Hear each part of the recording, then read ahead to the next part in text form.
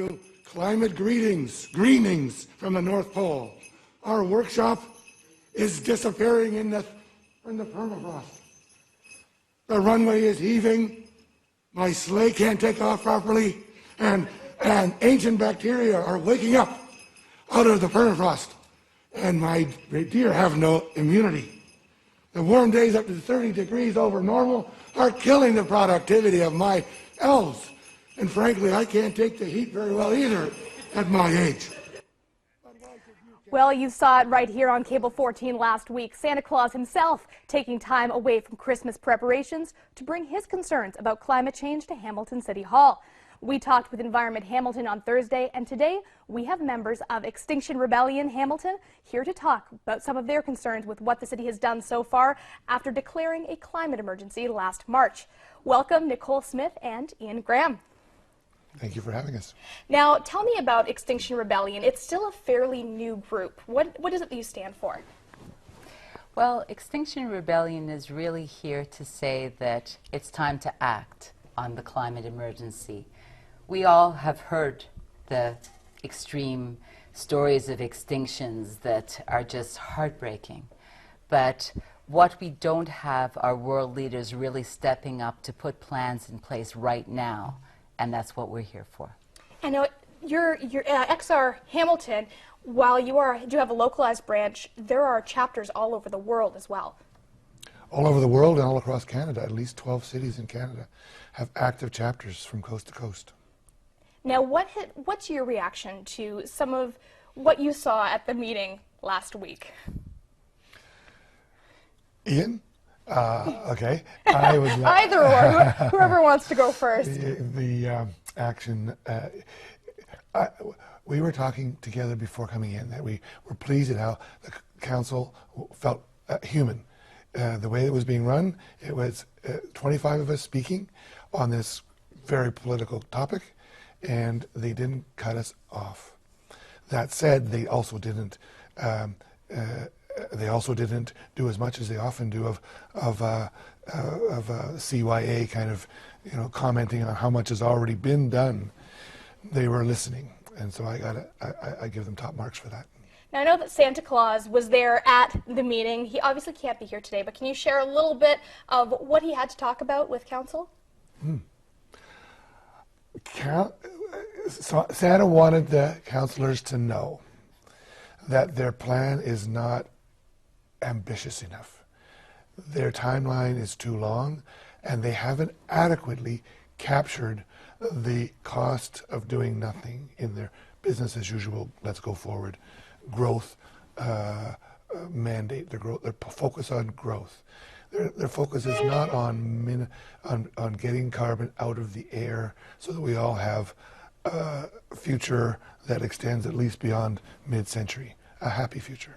So, Nicole, we spoke with Environment Hamilton last week, and they seem to think that council passing this bill and having the 9 goals was a step in the right direction, and ultimately saw it as a win. I'm speaking for Ian and for you. Is that similar to what you're feeling, or you really don't think they're doing enough? I really think that Environment Hamilton is an excellent spokesperson for the environmental movement, and I really applaud all of their efforts up till now.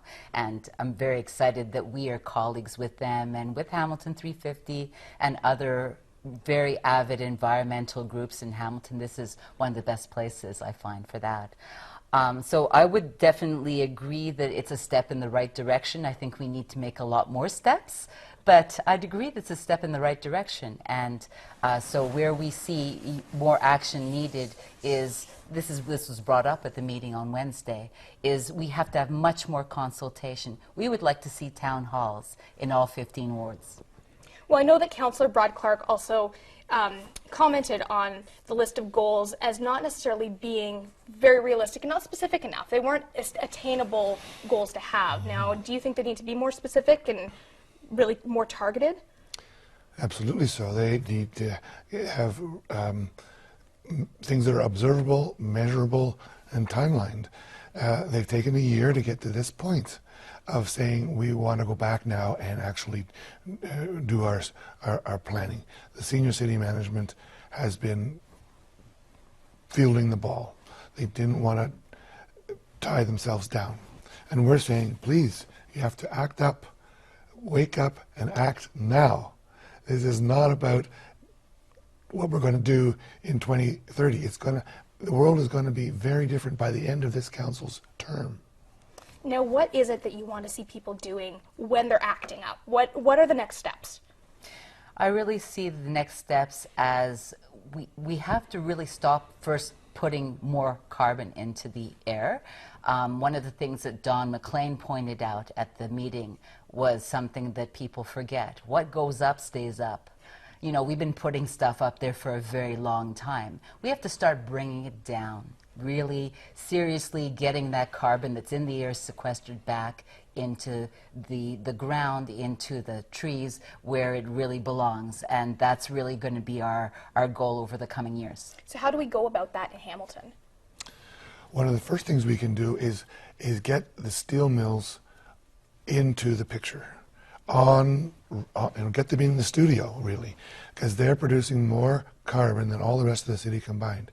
But we also have a very large amount of open rural land, 275,000 acres, which current practice is well known. We can sequester carbon in the soil, cool the planet, improve soil productivity and fertility, and reduce carbon pollution.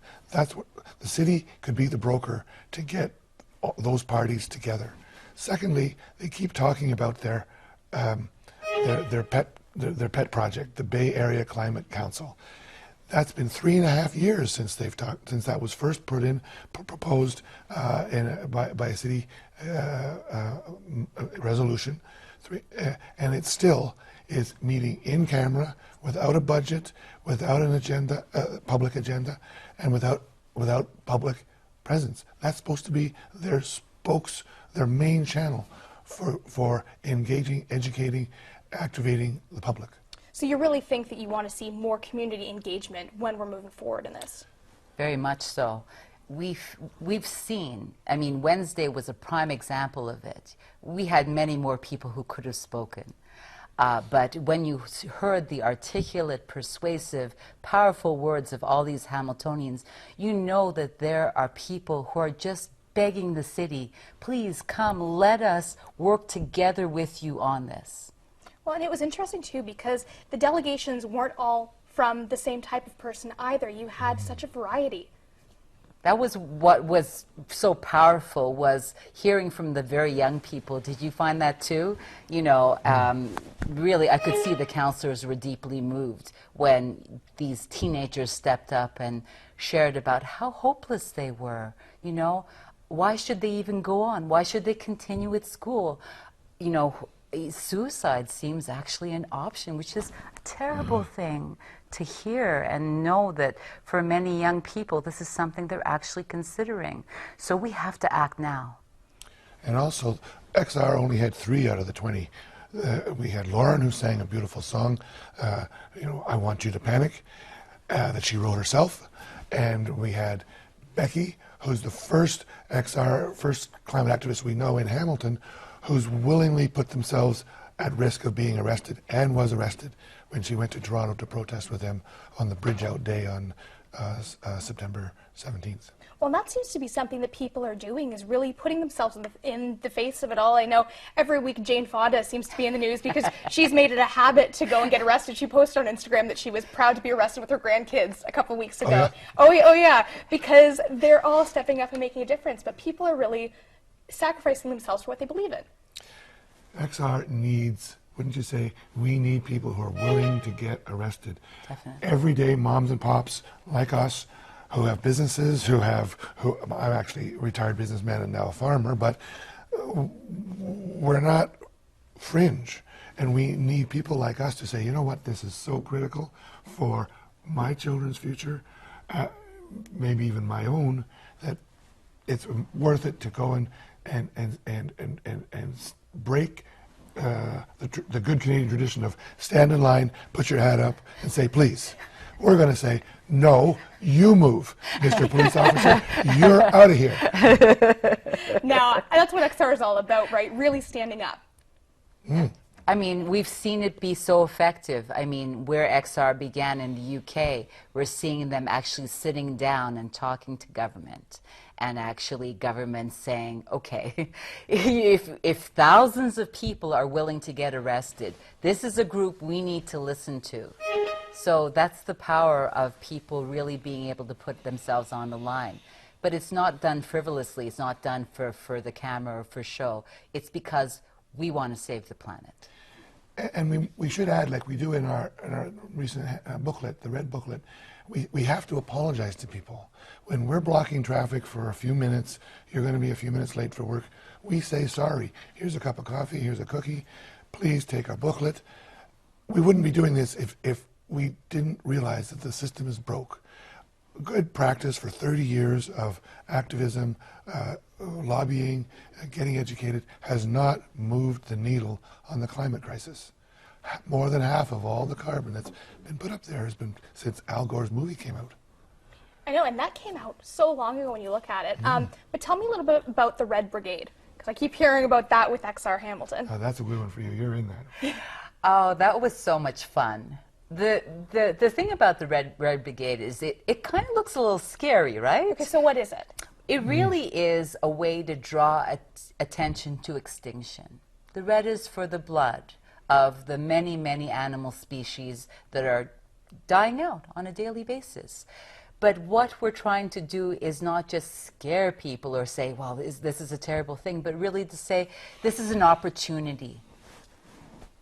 And it's a mime dance ensemble of citizens following a pattern that we got permission to use from XR UK to try and demonstrate without words the grief we feel. That's right up close to the surface for many of us. The more you get informed about the suffering of human life as well as the natural world, the more you have to express, you have to find an outlet for the grief. We think still far too many of the population are oblivious to that. Hence the Red Brigade will go to the malls, we'll go to the Supercrawl, we'll go to a house party and demonstrate our grief. Now, how has your chapter grown in Hamilton as you have had these multiple demonstrations? How big are we talking right now? It's really hard to say. What would you say? I'd say we're 25 active people, and that's already on target for. It's only been a year, less than a year. January we started, and there's several lists that people can subscribe to our program online or on the social media. And in that group, there's, I don't know about overlap, but I'd say 300 in different lists. On our Facebook private page, it's easily 350. Yes. Wow. Now, is there anything you'd like to add about some of the next steps that we can expect from your organization coming up? Okay. You can expect us to be visible, but not just disruptive. Disruptive in the most positive way we know how, because we know we need the population of Hamilton on our team, because the City Council needs us on their team. There will not be a parade to do something serious about climate change unless we put it into place. And we put it in, and that's where we're different than Environment Hamilton and Hamilton 350. We're willing, and you will see us be disruptive. You might even see us getting on the billboards at Cops Coliseum. Well, Ian, Nicole, thank you so much for joining us. I hope that this disruption leads to some positive change. Thank you for your time. Thank you. Good to be here. Still ahead, a former